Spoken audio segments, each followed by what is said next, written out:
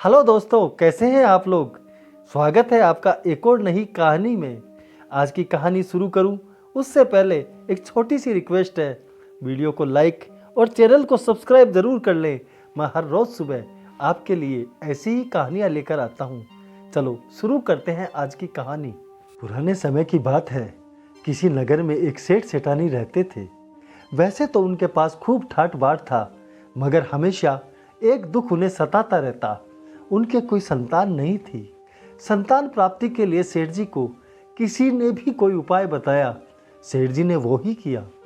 पाठ पूजा जप तंत्र मंत्र सब आजमाए, मगर कोई फायदा नहीं हुआ।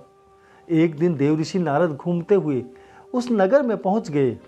जब सेठ जी को नारद मुनि के आगमन का पता चला तो वे सारे काम छोड़कर वहां पहुंचे। उन्हें अपने घर पर आमंत्रित किया, खूब आवभगत की। बातों ही बातों में सेठ जी ने नारद मुनि से कहा, हे देवऋषि, आप तो तीनों लोकों में सर्वत्र घूमते हैं, भगवान विष्णु के पास भी जाते होंगे। नारद मुनि ने हाँ में गर्दन हिलाई। सेठ जी आगे बोले, अब की बार भगवान से मिलो तो हमारे भाग्य के बारे में भी पूछने की कृपा करना। वैसे तो भगवान का दिया सब कुछ है हमारे पास, कमी है तो सिर्फ एक संतान की। रात दिन यही चिंता रहती है कि हमारे बाद हमारी इस संपदा को कौन संभालेगा, कौन हमारा अंतिम संस्कार करेगा।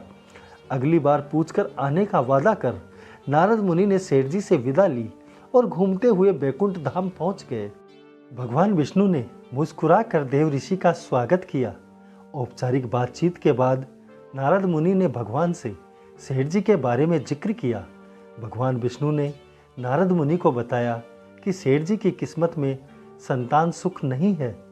कुछ दिनों बाद नारद मुनि घूमते हुए फिर उस नगर में पहुंचे तो सेठ जी को बता दिया कि उनकी किस्मत में संतान सुख नहीं है। सेठ सेठानी निराश होकर उदास रहने लगे। सर्दी के दिनों में एक शाम सेठ सेठानी अपने मकान में थे। बाहर कोई संत आवाज लगा रहे थे, कोई दो चार कंडे दे दो, इस नगर में रात गुजारनी है, थोड़ा खाना बना लूं और अलाव जलाकर रात काट लूं।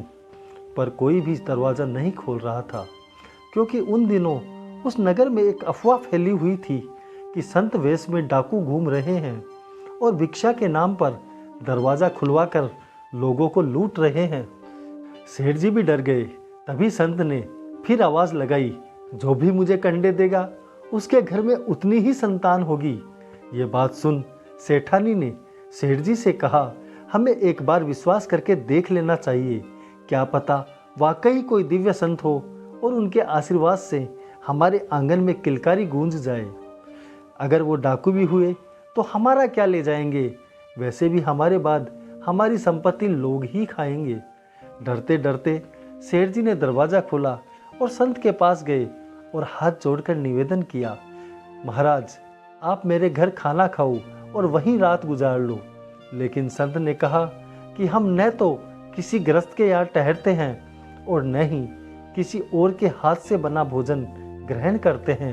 हो सके तो मुझे कुछ कंडे दे दो ताकि मैं भोजन बना सकूं। सेठानी ने संत को 4 कंडे दिए। संत ने उसे 4 बच्चे होने का आशीर्वाद दे दिया। संत का आशीर्वाद फलीभूत हुआ। कुछ वर्षों बाद एक दिन फिर नारद मुनि घूमते हुए उसी नगर में आ गए। सेठ जी ने उन्हें भोजन पर आमंत्रित किया।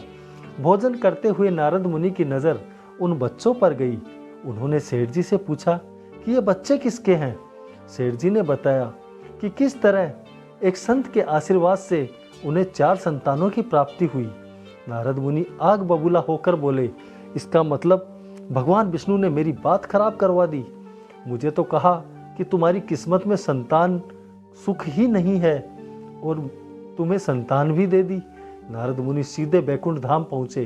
भगवान विष्णु पहले ही समझ गए थे, अतः जैसे ही नारद जी वहां पहुंचे, भगवान ने पेट दर्द होने की लीला रच ली। नारद जी अपना सवाल तो भूल गए और भगवान के पेट दर्द में उलझ गए। भगवान विष्णु बोले कि उनका पेट दर्द मनुष्य के कलेजे से ठीक होगा। नारद, जितनी जल्दी हो सके कहीं से भी मनुष्य का कलेजा लेकर आओ। नारद मुनि तीनों लोकों में घूम कर आ गए, पर कोई भी अपना कलेजा देने को तैयार नहीं हुआ। उन्होंने ये बात भगवान विष्णु को बताई। तो भगवान बोले, हिमालय में उस जगह पर एक गुफा है जिसमें एक संत तपस्या कर रहे हैं, एक बार उनके पास जाकर आओ। नारद मुनि ने जाकर उन संत को बताया कि भगवान के पेट में दर्द हो रहा है और उनके इलाज के लिए मनुष्य का कलेजा चाहिए। संत ने कहा कि अहो भाग्य मेरे, जो ये शरीर मेरे प्रभु के काम आ सके। संत ने अपनी योग शक्ति से अपना कलेजा निकाल कर नारद को दे दिया और मृत होकर जमीन पर गिर गए। नारद मुनि कलेजा लेकर वैकुंठ पहुँचे तो वहाँ भगवान विष्णु खड़े मुस्कुरा रहे थे। उन्होंने कहा, नारद मेरा दर्द तो ठीक हो गया, तुम ये कलेजा तुरंत ले जाकर संत को दो, वरना साथी संत उनका अंतिम संस्कार कर देंगे। नारद मुनि ने कलेजा वापस पहुंचा दिया। तभी उन्हें याद आया कि इस भागा दौड़ में वो अपना सवाल तो भूल ही गए। वे वापस बैकुंठ धाम दौड़े। जाकर भगवान विष्णु से प्रश्न किया कि प्रभु, आपने मेरी बात खराब क्यों करवाई? सेठ जी को बेटे देने ही थे तो मेरे आशीर्वाद से ही दे देते, पर मुझे तो आपने कहा कि सेठ जी की किस्मत में संतान सुख नहीं है और किसी रास्ते चलते संत के आशीर्वाद से उसे एक नहीं 4 बेटे दे दिए। भगवान विष्णु मुस्कुरा कर बोले, नारद, कलेजा तो तुम्हारे पास भी तो था, पर तुम दूसरों से ही मांगते रहे, अपना न दे सके। सेठ को आशीर्वाद देने वाले संत वही थे जिन्होंने तुम्हें मेरे नाम से एक पल में अपना कलेजा निकाल कर दे दिया। अब तुम ही बताओ, मैं ऐसे भक्त का आशीर्वाद कैसे निष्फल कर देता? नारद मुनि को बात समझ आ गई थी कि भगवान से बड़ी उनकी भक्ति है, जिसके आगे मजबूर होकर कई बार भगवान को भी सृष्टि के नियम बदलने पड़ जाते हैं। कहानी पर अपने विचार कमेंट कर बताएं। कृपया लाइक और चैनल को सब्सक्राइब जरूर कर लें। मैं रोज़ सुबह आपके लिए ऐसे ही वीडियो लेकर आता हूँ। धन्यवाद। जय हिंद, जय भारत।